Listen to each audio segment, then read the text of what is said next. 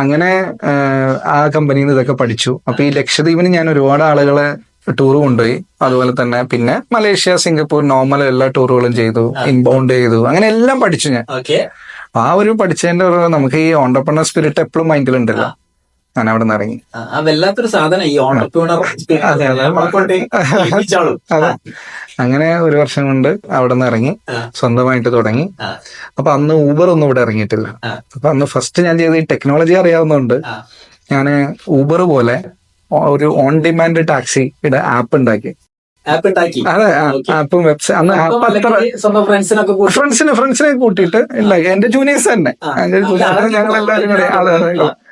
അപ്പൊ അങ്ങനെ ഒരു ക്യാബിന് ഒരു പോർട്ടൽ ഉണ്ടാക്കി. മൊത്തം കേരളത്തിലേക്ക് വരുന്ന ടൂറിസ്റ്റുകൾക്ക് ഏത് എയർപോർട്ടിലാണെന്നുണ്ടെങ്കിലും ക്യാബ് കൊടുക്കുന്ന ഓപ്ഷൻസ് ഉണ്ടാക്കി. കാറുകളൊക്കെ അഫിലിയേറ്റ് ചെയ്തു. അങ്ങനെ അത് നല്ല രീതിയിൽ പോയി. അപ്പോഴത്തേക്ക് ഊബർ വന്നു. പിന്നെ അത് പോയി കിട്ടി. അത് പോയി കിട്ടി. അപ്പൊ ക്യാബ് അവിടെ മാറ്റി വെച്ചു. പക്ഷെ ക്യാബിന് അന്നും ഈ പാക്കേജ് ടൂർ നന്നായിട്ട് ഓപ്പറേറ്റ് ചെയ്യുന്നുണ്ടായിരുന്നു. ഈ വിദേശത്തുള്ള കമ്പനികളുടെയും അതുപോലെ തന്നെ മറ്റുള്ള സ്റ്റേറ്റുകളിലെ കമ്പനിയുടെ കാർ ഇവിടെ ലോക്കൽ ട്രാൻസ്പോർട്ടേഷൻ ഉണ്ട്.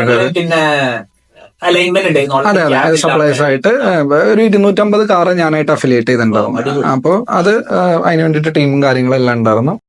അപ്പോ പാക്കേജ് ഇപ്പൊ കൊച്ചി, മൂന്നാർ, തേക്കടി, ആലപ്പി ആ പാക്കേജ് ഫുള്ള് തീർത്ത് അവരെ കൊണ്ടുവന്ന് ഡ്രോപ്പ് ചെയ്യും. അപ്പൊ നമുക്ക് അതെ അതെ. അപ്പൊ അത് ക്യാബിന്റെ അതിന്റെ ഒപ്പം തന്നെ ടൂറ് ഇതുപോലെ വീണ്ടും ലക്ഷദ്വീപ്, അതുപോലെ തന്നെ സിംഗപ്പൂർ, മലേഷ്യ, ഉംറ, അതുപോലെ തന്നെ ഹോളി ലാൻഡ് ടൂർസ്, അങ്ങനെ നന്നായിട്ട് ടൂർ ചെയ്തു.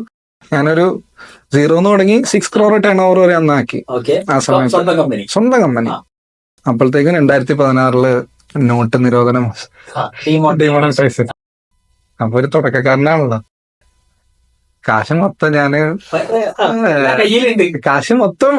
ആളുകളുടെ കയ്യിൽ നിന്ന് വാങ്ങിച്ച് എടുത്ത കാശ് മൊത്തം എയർലൈനിന്റെ ടിക്കറ്റ് വാങ്ങിച്ചിട്ടു. കാരണം എനിക്ക് അത്രയും ടൂറിസ്റ്റുകളുണ്ട്. ഏകദേശം ഒരു വർഷം തന്നെ 10,000-ഓളം പേരെ ഞാൻ കൊണ്ടുപോകുന്നുണ്ട്. അപ്പൊ എനിക്കൊരു ഫോർകാസ്റ്റ് ഉണ്ടല്ലോ, ഈ ടിക്കറ്റ് ഡേറ്റിന് എടുത്തു വെച്ച് കഴിഞ്ഞാൽ എനിക്ക് വിടാൻ പറ്റും എന്നുള്ളത്. അപ്പൊ അങ്ങനെ എയർലൈനിന്റെ പേയ്മെന്റ് കൊടുത്തു. ഹോട്ടലുകള് സിംഗപ്പൂരും മലേഷ്യയിലും അവിടെയൊക്കെ ഹോട്ടലുകൾ ബുക്ക് ചെയ്തിട്ടു. ഇതെല്ലാം പേയ്മെന്റ് ഞാൻ കൊടുത്തിട്ടുണ്ടായിരുന്നു. ഡിമോണിറ്റൈസേഷൻ വന്നപ്പോ ഒറ്റയടിക്ക് കുറച്ച് നാളത്തേക്ക് എല്ലാവരും ഫണ്ട് ഇത് ചെയ്യലും നിർത്തിയില്ല. അങ്ങനെ ഞാൻ അവിടെ ബാങ്ക് ഒന്നും എനിക്ക് അന്ന് ലോൺ തന്നില്ല. സ്റ്റാർട്ടപ്പിന് ഫണ്ട് ചെയ്യാൻ ഏഞ്ചൽ ഇൻവെസ്റ്റേഴ്സ് ഒന്നും തന്നില്ല.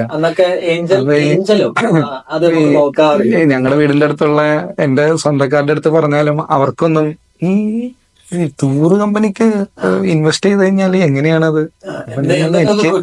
എനിക്ക് ഞാൻ ഡിജിറ്റൽ മാർക്കറ്റിംഗിലാണ് ഇൻവെസ്റ്റ് ചെയ്യേണ്ടത്. എനിക്ക് അതിന് കാശ് വേണമായിരുന്നു. അതിൽ നിന്നാണ് ക്ലയൻസിനെ കിട്ടിയിരുന്നത്. പെർഫോമൻസ് മാർക്കറ്റിംഗ് ആണ് അന്നും ചെയ്യുന്നത്.